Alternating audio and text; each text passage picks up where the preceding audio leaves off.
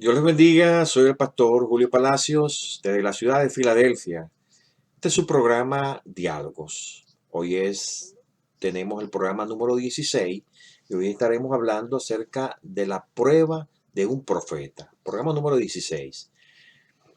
Mire, este es un tema bastante delicado, especialmente en el contexto de la realidad mundial, con esta pandemia del COVID-19. Ha aparecido una serie de voces atribuyéndose autoridad en esta catástrofe que está ocurriendo alrededor del mundo, esta pandemia, y que ellos ya habían anunciado, que ya habían profetizado sobre esto.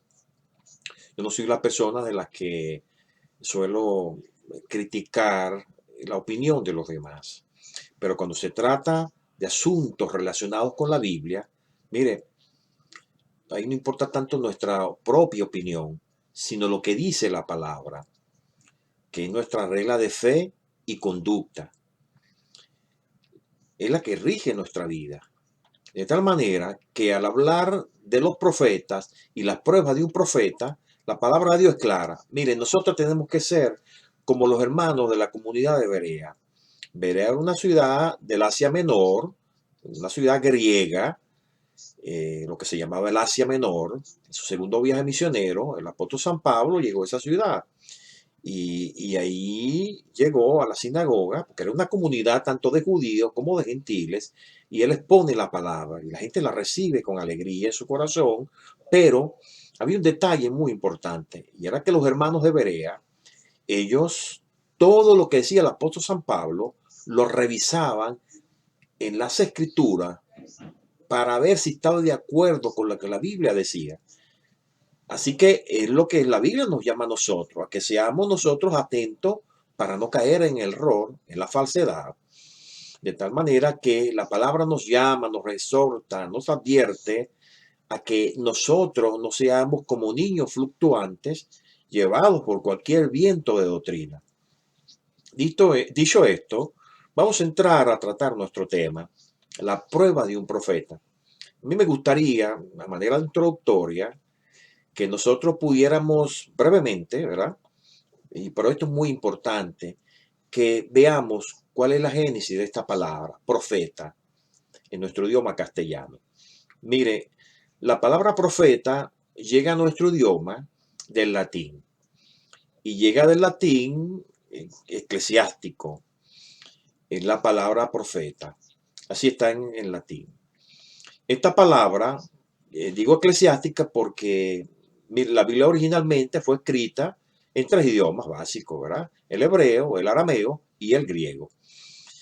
Nuestra Biblia fue traducida del griego original koiné, que era el idioma común, no era el griego de las obras clásicas griegas, de Homero, de Platón, de Sócrates. Era un idioma común que se hablaba comercialmente. Era el inglés de aquel tiempo, en el tiempo de Jesús, cuando los romanos dominaban, ¿verdad? El idioma oficial era el latín, pero el idioma común para todas las regiones, comercial, y de hecho se hablaba en Judea, en la Judea del primer siglo, el griego koiné. Y al ser traducida, en la versión que hoy se conoce como la Vulgata latina, esta palabra se traduce, y mire, y es importante esto, este término profeta, del cual fue traducido al griego, no es un concepto cristiano. Lo usaban ya los griegos, esa palabra lo usaban los griegos. Y se refería a las sacerdotisas que interpretaban los gritos y gemidos de las pitonisas. ¿Quién era esta pitonisa? Era la sacerdotisa que estaba en el templo de Apolo en Delfos. Un templo dedicado a ese dios, donde la gente iba y la gente pagaba a estas sacerdotisas para recibir una palabra, para consultar los oráculos. La palabra oráculo viene del latín oraculum, que es en griego palabra.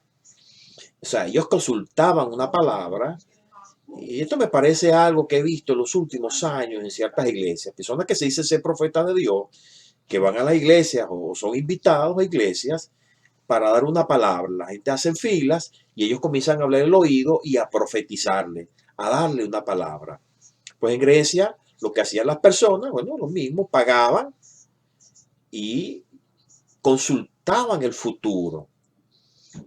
Y esto era algo terrible. Mire, la palabra pitonisa es un término que hoy se entiende como adivina. Viene de Pitia, que fue una de las primeras sacerdotisas que adivinaba en el futuro en el templo de Apolos. Por otro lado, tenemos nosotros en el idioma hebreo, o que las palabras que traducimos como profeta, viene de dos palabras. Una de ellas es Naví y la otra es Roé. Naví significa literalmente llamado. No es un llamado cualquiera, es un llamado de Dios, alguien que ha sido llamado por Dios, alguien que primero recibía un mensaje de Dios y luego lo transmitía a las personas. Entonces concluimos con la palabra roé, que también es un vidente que recibe una misión de Dios, un profeta de Dios, que es un llamado por Dios, calificada por él en forma sobrenatural.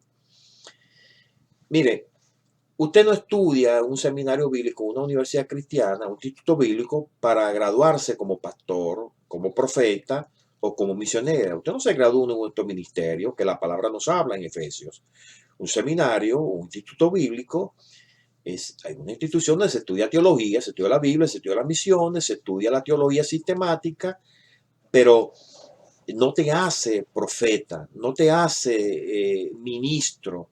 Usted obtiene un título que dice que usted hizo unos estudios teológicos. Su título no dice es profeta, se graduó de profeta o de maestro. No, no lo dice. Si usted, por ejemplo, estudia teología, pero no tiene llamado de Dios, simplemente tendrá el título y tendrá unos conocimientos sobre la Biblia, pero no tiene un llamado de Dios. Ahora, veamos, ¿cuál es la prueba de un profeta? Veamos unos textos muy importantes. En Deuteronomio lo tenemos, pero yo quisiera comenzar con los textos que están en el Nuevo Testamento, en Efesios capítulo 4, versículo 11 al 16. Y él mismo constituyó a unos apóstoles, a otros profetas, a otros evangelistas, a otros pastores y maestros, a fin de perfeccionar a los santos para la obra del ministerio, para la edificación del cuerpo de Cristo.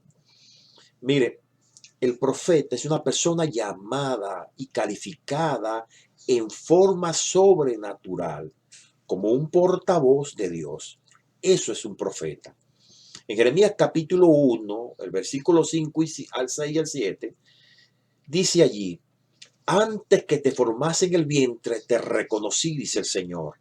Y antes que naciese, te santifiqué. Te di por profeta a las naciones, dice Jeremías. Y yo dije, oh Señor mío Jehová, de aquí no sé hablar porque soy un niño. Y me dijo Jehová, no digas soy un niño, porque a todo lo que te envíe irás tú y dirás todo lo que te mande. Gloria a Dios. Deuteronomio 18. Y si dijeres en tu corazón, porque esta es la pregunta, el meollo de la pregunta, ¿quién es un profeta? ¿Cómo conocer quién es profeta de Dios? Si dijeres en tu corazón, ¿cómo conoceremos la palabra de Jehová que Jehová nos ha hablado?